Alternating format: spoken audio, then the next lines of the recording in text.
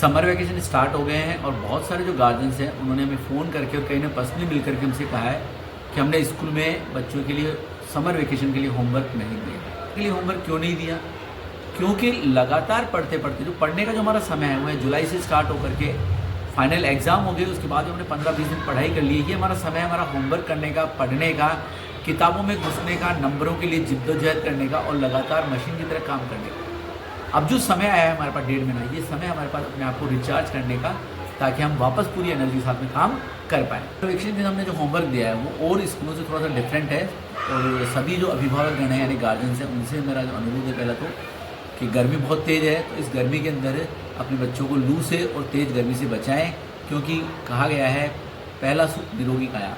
बच्चों के स्वास्थ्य का पूरा ध्यान रखना है और होमवर्क में क्या है उसके बारे में हम आगे चर्चा करते हैं। उन्हें सिखाएं कि प्रकृति से कैसे आपको प्रेम करना है, प्रकृति के साथ आपको कैसे रहना है। पौराणिक कथाएं सुनाएं, जैसे पन्ना धाय, महारानी लक्ष्मीबाई और श्री कृष्ण, श्री रामचंद्र, इन सब की पौराणिक कथाएं सुनाएं और इन कहानियों से उनका मनोरंजन कराएं। चारित्रिक विकास भी होगा कि हमारे इतिहास में कैसे कैसे लोग रहे हैं। पन्ना धाय का इतिहास हमें पता चलेगा, रानी लक्ष्मीबाई का बस इतिहास पता चलेगा और प्रकृति से प्रेम हो कैसे। अपने आसपास में कहीं खाली जगह हो तो अभिभावक अपने बच्चों के साथ मिलकर के एक पेड़ लगाएं। अगर आसपास में खाली जगह ना मिले तो घर पे एक गमले में एक छोटा पेड़ लगाएं। उस पेड़ में रोजाना अपने जो बच्चे हैं उनके साथ मिलकर के पानी दें। इससे बच्चों का प्रकृति के प्रति प्रेम बढ़ेगा। साथ में जो पेड़ है उस बच्चे ने खुद ने लगाया है, आपने मिलकर के लगाया है, तो उसका एक उससे अटूट रिश्ता हो जाएगा। डेली वो खुद भाग भाग कर उसे पानी देगा और इस तरीके से उसका प्रकृति से एक जुड़ाव हो जाएगा। तो हमारा जो पहला जो होमवर्क है वो है बच्चों को पौराणिक कथाएं सुनानी है, ताकि हम हमारी जो संस्कृति उससे जुड़े रहें और साथ में प्रकृति से प्रेम करना सिखाएं। एक पेड़ लगाएं, छोटा पौधा लगाएं, गमले में लगाएं, कहीं भी लगाएं और उसमें डेली आपको नियमित रूप से पानी देना है। अकेले नहीं देना है, बच्चे को साथ लेकर के देना है। आपने देखा होगा कि बच्चे धीरे धीरे समय के साथ सीमित होते जा रहे हैं। जैसे जैसे वर्तमान समय निकलता जा रहा है वैसे वैसे हम देख रहे हैं कि बच्चे सीमित और बिल्कुल एक छोटे सर्कल में ही रहते जा रहे हैं। आपको उन बच्चों को सिखाना है कि प्रकृति से आपको कैसे प्रेम करना है और उनके साथ पेड़ पौधों के साथ में लगे रहना है, उनको सिखाना है। और जैसे जैसे पेड़ पौधे बड़े होते हैं वैसे वैसे बच्चों को भी बड़े होते हुए देखना है।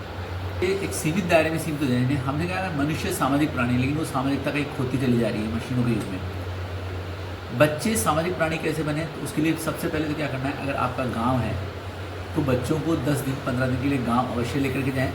दादा दादी के पास लेके जाएं। अगर आपके साथ रहते हैं तो बहुत अच्छी बात है। नाना नानी के यहाँ लेकर के जाएं। 5-7 दिन उनके साथ व्यतीत करें। सिर्फ व्यतीत ही नहीं करना, क्योंकि होता क्या है दादा दादी के पास, नाना नानी के पास जाते हैं और बच्चे बच्चों में खेलने बैठ जाते हैं। उनके साथ तो खेलना ही है ताकि हमारी जो रिश्तेदारी वो प्रगाढ़ हो, हमारे नए मित्र भी बने और साथ में दादा दादी नाना नानी के साथ बैठें और उनके ज़माने की कहानियाँ सुने, उनके अनुभव बाँटें कि जब मोबाइल नहीं हुआ करता था, टीवी नहीं हुआ करता, सब संसाधन नहीं देता, वो कैसे जीवन यापन करते थे, कितनी विकट परिस्थितियाँ रही होगी। इससे एक सबसे महत्वपूर्ण चीज़ है वो क्या है, तीसरी पीढ़ी में और पहली पीढ़ी में जो है जनरेशन गैप जो होता है वो जनरेशन गैप खत्म होगा। उनमें कम्युनिकेशन स्किल बढ़ेगी और वो अपने दादा दादी और नाना नानी की बातों को समझ पाएंगे। जब उनको समझ पाएंगे तो अपने माता पिता को भी आसानी से समझ पाएंगे। प्रयास करें कि वो बच्चों के साथ प्रतिदिन 1 घंटा अवश्य बिताएं। इससे क्या होगा, इससे उनका स्क्रीन टाइम कम होगा, मोबाइल से जो जुड़ाव है वो कम होगा, आपके प्रति जो लगाव है वो बढ़ेगा। और साथ ही साथ घर में अगर दादा दादी हैं तो उनके साथ भी उनको रखें, उनके साथ भी उनको उठना बैठना सिखाएं। अपने आसपास के रिश्तेदार हैं उनके साथ उनके यहाँ लेके जाएं, उनसे अवगत कराएं और जितना हो सके उतना उन बच्चों को अपने आसपास के लोगों से मिलवाएं। लेकिन वास्तव में एक बड़ी दुविधा बन करके रह गया है।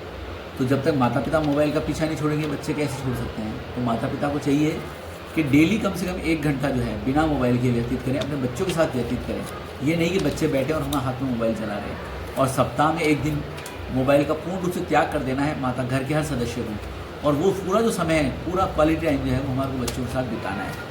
छोटे बच्चों का होमवर्क, जो बड़े बच्चों का होमवर्क है कक्षा 8 से लेकर कक्षा 12वीं तक, वो ये रहेगा कि आपके जो तीनों विषय हैं जैसे हिंदी, संस्कृत और अंग्रेजी, इनमें प्रतिदिन आप कम से कम 5 शब्द लें, नए शब्द लें और इनका जो उच्चारण है, इनका लेख है, इनको सुधारें, इनको बोलें उनको बार बार रिपीट करके इनको सुधार करें इनके अंदर, और प्रतिदिन एक जो राइटिंग पेज है वो लिखें। इससे आपका जो राइटिंग पेज मतलब जो राइटिंग है, हैंड राइटिंग है, वो आपकी अच्छी होगी, इम्प्रूव होगी, और आपका जो स्पीड है, लिखने की स्पीड है, वो भी अच्छी होगी।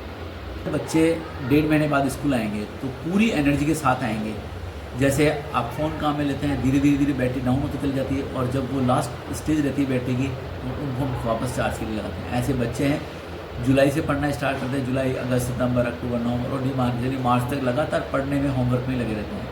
1.5 महीना जब वो कुछ अलग करेंगे तो मान के चलिए पूरी एनर्जी के साथ स्कूल आएंगे, स्कूल आने का उत्साह बना रहेगा। पहला दिन जो स्कूल का होगा उनका, आप देखिए पूरी कितनी एनर्जी के साथ जाएंगे, वो देख करके आपको भी अच्छा लगेगा, और स्कूल के अंदर पूरी एनर्जी के साथ आएंगे तो पढ़ने में अच्छा मन लगेगा, और उनको पढ़ाई जो बोरिंग नहीं लगेगी, बल्कि ये लगेगा 1.5 महीने बाद में हम वापस किताबों के साथ जुड़ रहे हैं, तो पूरे इंटरेस्ट के साथ किताबों के साथ जुड़ेंगे, और बहुत अच्छा जो है वो हमारा कार्य है वो ये है कि जैसे ही गर्मी की छुट्टियां आती हैं तो माता पिताओं से मेरा अनुरोध है कि अपने बच्चों को, चाहे लड़का हो चाहे लड़की हो, दोनों को समान रूप से घर का काम करना सिखाएं। अपने घर के काम में उनको अपने साथ साथ लगाएं, ताकि वो घर के कामकाज तो करना सीखेंगे ही, ऊपर से ये भी सीखेंगे कि माता पिता हमारे कैसे घर के अंदर अपना काम करते हैं, और किस तरह से वो मैनेज कर पाते हैं घर को और बाहर, दोनों तरह से। इसलिए वो भी, ये सबसे महत्वपूर्ण है कि वो अपने साथ साथ में उनको रखें और ये सिखाएं।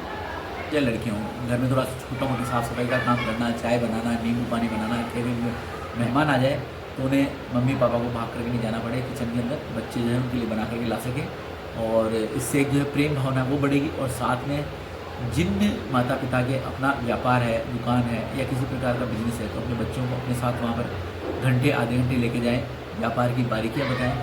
इन सब चीज़ों को बच्चे देखेंगे तो समझ पाएंगे कि उनके माता पिता कितने प्रयास करते हैं, कितनी मेहनत करते हैं, तब जा करके उनका जो है लालन पालन पोषण हो पाता है। आपकी मेहनत को देखेंगे तो आगे वो भी मेहनती बनेंगे, अपने व्यापार की चीज़ों को सीखेंगे, दुकान में बैठना सीखेंगे, और सबसे महत्वपूर्ण है कि वो उस कार्य को हीन नहीं समझेंगे। ये कई बच्चे होते हैं जो सोचते हैं यार मेरे मम्मी पापा ऐसा काम करते हैं, तो छोटा काम है, तो छोटा ही समझेंगे, उनकी दृष्टि में कैसा रहेगा, बड़ा कार्य रहेगा। तो 1.5 महीने के अंदर बच्चों को बहुत कुछ सिखाना है, सिर्फ किताबें नहीं, घरेलू कार्य से अवगत कराना है, प्रकृति से प्रेम करना सिखाना है, हमारी जो पौराणिक कथाएं हैं वो बताना है। इतना काम भी अगर कर लेंगे बच्चे तो बहुत होमवर्क है, बहुत है होमवर्क, ये सब होमवर्क करके आएंगे तो बहुत कुछ नया सीखने को मिलेगा बच्चों को। बस यही हमारा होमवर्क है। हम चाहते हैं इस होमवर्क में अभिभावकगण पूरी तन्मयता के साथ में जितना हो सके उतना होमवर्क उनको जरूर पूरा करवाएं। और सबसे महत्वपूर्ण, पता कैसे चलेगा हमें कि आपने होमवर्क किया नहीं किया? जब बच्चा पेड़ में पानी दे रहा है, पेड़ लगा रहा है, तो उसकी एक फ़ोटो जो है हमने जो ग्रुप बना रखा है स्कूल का, उसमें जरूर शेयर करें। बच्चा दुकान में बैठ रहा है तो वो करें, बच्चे अगर चाय बना रहे हैं, साफ़ सफाई कर रहे हैं, तो उसकी एक फ़ोटो जरूर शेयर करें, तो हमें भी लगेगा हाँ भाई वास्तव में हमने होमवर्क दिया है, वो होमवर्क बच्चों ने पूरा किया है।